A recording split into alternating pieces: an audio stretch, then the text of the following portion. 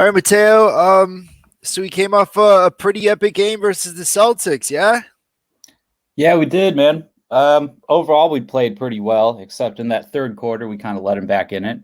But we got a 96-95 win over the Celtics in Boston. And we kind of closed the game out like some bums. And I was going to talk about that a bit. But I'm happy that we still got this winning streak. And we broke our 2-game losing streak, too. Yeah, man, lay it on us. What do we need to improve? Yeah, so I'm going to kind of skip to the end of it because it was back and forth. LeBron didn't necessarily play a good game. He only finished with like 21 points, 7 of 17 shooting, which is pretty bad for LeBron, but could be good for another player, you know. But of course, he's held a different standard. So just kind of fast forwarding to the fourth quarter, they build up a 7-point lead with about a minute 40 left in the game. And this is after the Celtics also built a 7-point lead against us and we came back. So they have the 7-point lead. They start to stretch it out. It feels like, oh, they can pull away. You know, they can get this to like 10 if they just play their cards right. But they basically let Jason Tatum score 2 straight paint buckets on them. And it was just kind of frustrating to see that, man, because one of our strengths last year was our ability to protect the paint. A lot of that was because AD was just kind of more locked in last year. He had a little bit more to prove. But Jason Tatum got two buckets in the paint that cut it down to like 1. And he just got in there way too easy, man. So we're up 1. Jason Tatum gets those buckets, and with about 30 seconds to go, Anthony Davis gets the ball. For if he makes this shot, he can kind of put it out of distance, but he ends up getting stripped in the back and leading to a semi-transition sequence for the Celtics. So We're down 1. Celtics strip the ball from AD. There's like 15, 20 seconds left to play. They can win this on us. And what happened was Alex Caruso and Dennis Schroeder, they got back on defense fast as hell. Like they had a really good jump on it. So I think Kemba stripped him. Jaylen Brown ran to the other end. He was able to corral the ball a bit, but Alex Caruso got there first and broke him up. So good reaction by Caruso.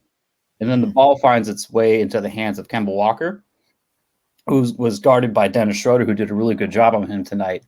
And Kemba shoots up a pretty decent look. Schroeder gets a hand up, but he could have easily made it. Kemba's made big shots in his life. That's what he's known for.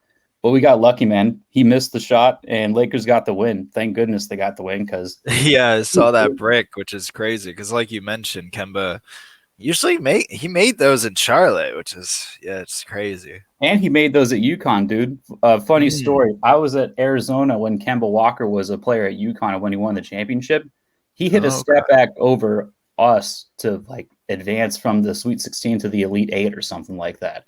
Wow. Or no, he hit a step back over us to go from the Elite 8 to the Final 4. So I personally know how Kemba can murder a team like that. So once I saw him line up for the step back, I'm like, oh God, it's happening again. No. But nope. He bricked it, man. And I think it's kind of like sums up an issue for this team that I've seen. Our paint protection numbers are decent. Like there's been some chatter about, we need a big man and we need to protect the paint, but sometimes our numbers are comparable to last year. But it seems like in the moments that it matters, dude, it's like we can't protect the paint. So I hope that improves upon the year, and maybe we'll get better personnel off the buyout market. But what I'm trying to say is how like we can protect the paint, but our perimeter defenders kind of save our ass, and that's kind of what happened. We didn't really protect the paint at the end, but our perimeter defenders like Caruso and Schroeder, they hustled back, they broke up the play, contested it well enough to get the win, and that kind of stems up what's been going on. Our perimeter defense has been bailing us out a lot of the time. Caruso has a ring with us, right? Yeah, man, he got a ring with us last year, and he's a big part of us playing our best lineups that involve LeBron, AD at the 5, maybe KCP, or maybe this year Montrez.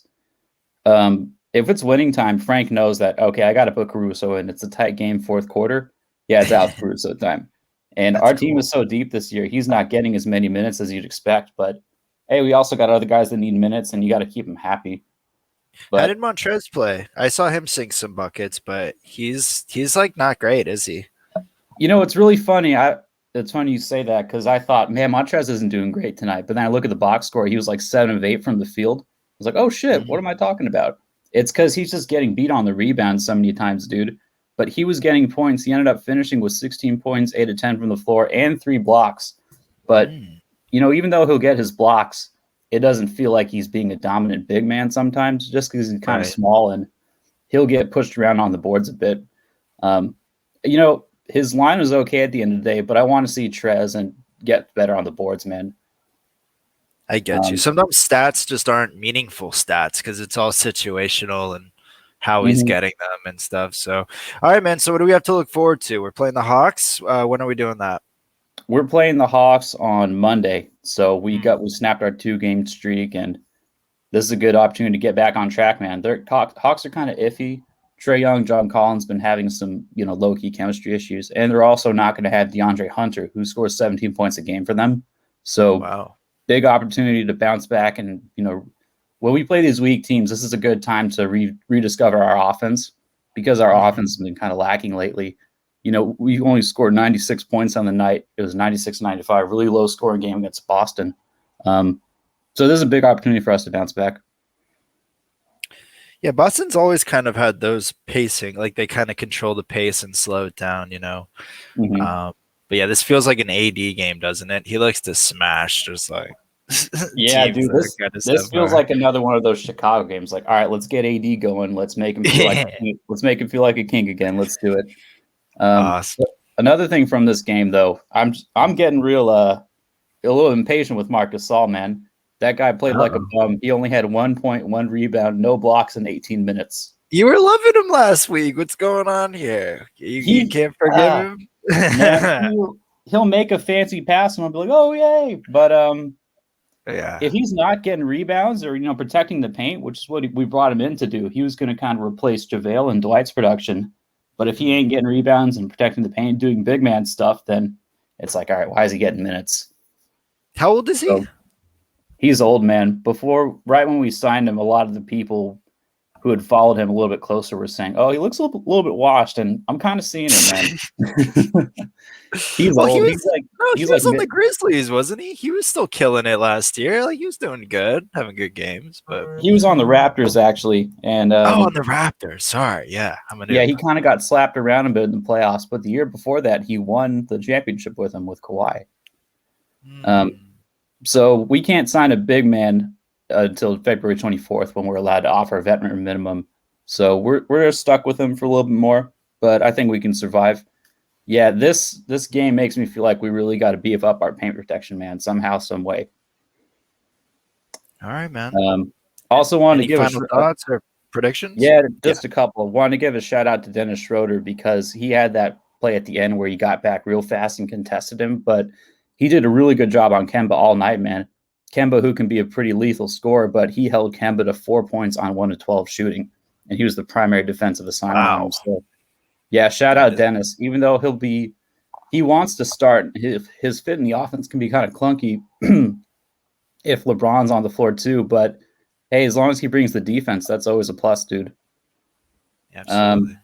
Also, we kind of had a bad night from 3, 29%, 9 of 21 as a whole. KCP's kind of been in a little funk, but that's going to come and go. I think they're honestly pretty gassed from this road trip. So our Hawks game on Monday is the last one of the trip, and then we get back home, and then we'll play the Nuggets.